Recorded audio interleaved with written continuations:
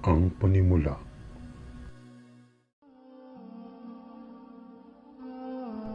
Sa ngalan ng Ala, ang pinakamabagin, ang pinakamawain.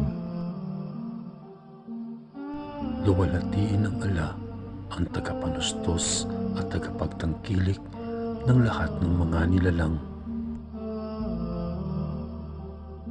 Ang pinakamabagin, ang pinakamawain. Ang Panginoon hukom sa araw ng paghatol.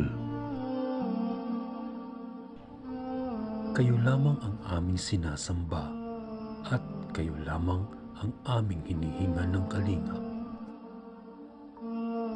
Inyong patnubayan kami sa matuwid na landas.